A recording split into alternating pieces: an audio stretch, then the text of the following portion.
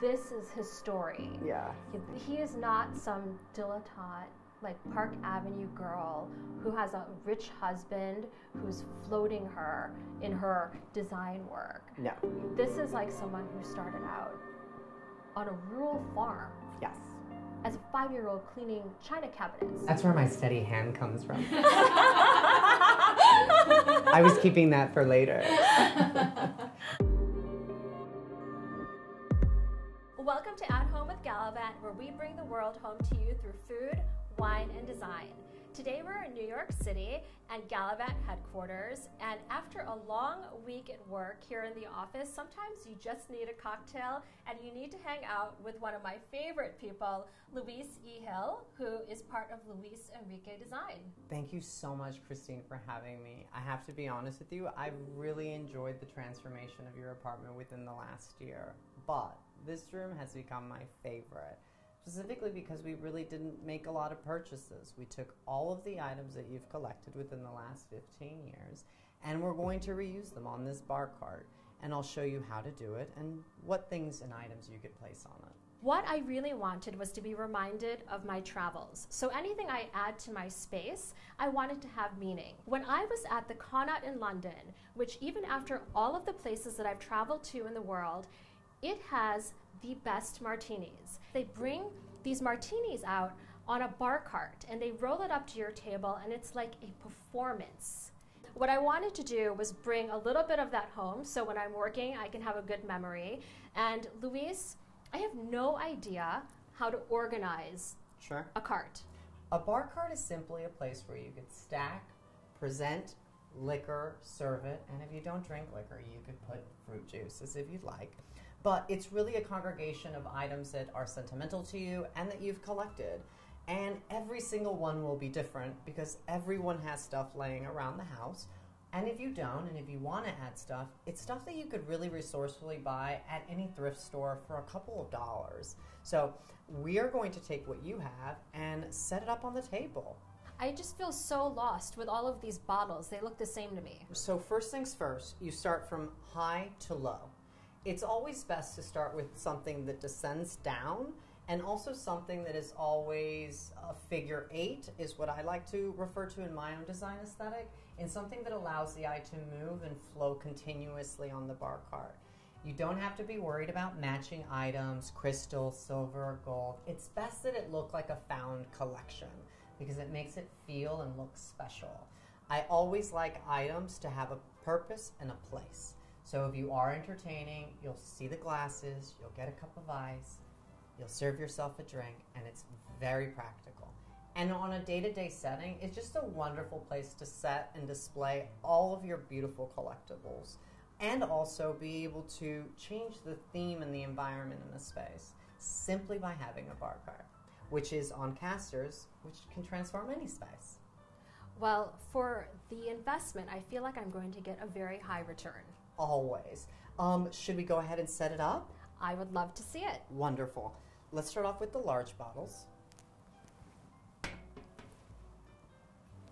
And again, like I mentioned, you descend.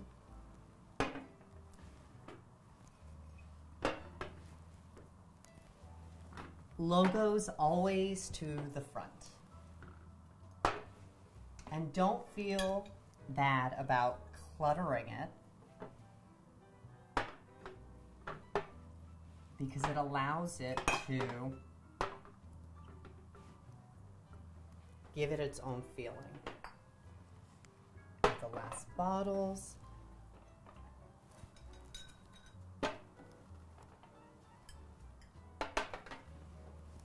Some beautiful flowers. And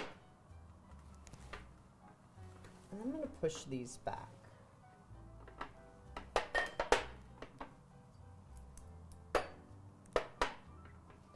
And add something a little personal.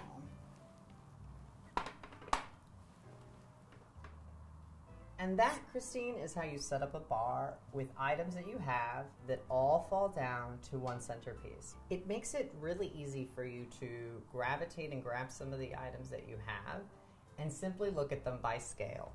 Tall, short.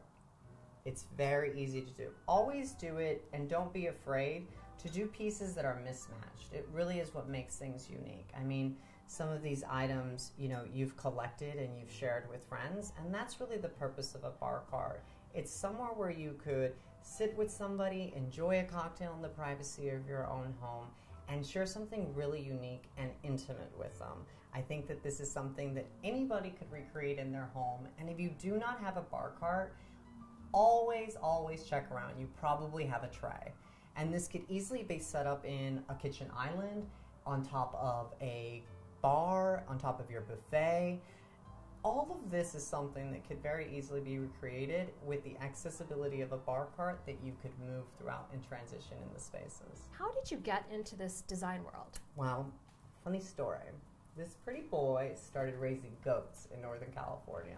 I grew up in the Sutter Buttes in a very scenic, landscaped area, primarily filled with miles and miles of prunes and plum orchards. And I got to see the landscape change continuously as I grew up, from season to season, harvest to not harvest. And then on top of it, I got to clean houses with my mother. It was her profession. From the early age of 5, instead of plucking weeds outside, I decided to go clean china cabinets with my mother.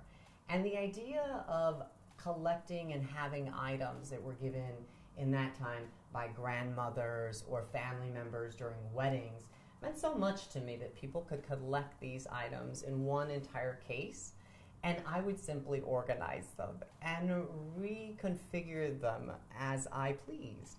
And it had really given me the availability to be able to be as creative as I wanted to. And I'm very thankful that I did have a platform from a very early age of taking something that may have been so minimal, but in fact instilled a great skew of balance, of scale, and of seeing what things mean to people and really making them value and appreciate the things that they have with their friends and with their family, as I did. Louise, just like you made this look so simple in just a few minutes, and this looks so luxuriously designed. Thank you. You're also making it seem like your background as someone who was cleaning houses at the age of 5 is completely natural to end up going into the world of design. Well, it normally would not be. But seeing that I am Louise E. Hill, I make it happen. I always have been resourceful in taking items that I find, such as cutting branches from outside, plucking weeds and flowers from the yard, and creating flower arrangements. You don't have to live in the city to have something that makes you feel luxurious. You could be anywhere and feel luxurious. Take, for example, the travel that you had and how you incorporated it now into your home. It's what I really enjoy to do and what I was taught to do from a very early age. Well, you are one of the most unique individuals who I've had the pleasure not only to work with, but also to call my friend. It is extraordinarily, incredibly impressive what you have accomplished in your career and exactly where you're going to be going next. Absolutely. My firm launched in November of this year. We had a Times Square ad. It was really mind-blowing to see that I did have a passion from a very young age that I was able to feed and that my mother and my father supported. There's one last piece that's missing, and it's always something personal, a picture. I always think that the people that you should drink for are your family or your friends. Well, I will drink to that. Thank you so much again, Louise, for making my space a home. And thank you for joining us here at Galavante. Eat with us, drink with us, travel with us.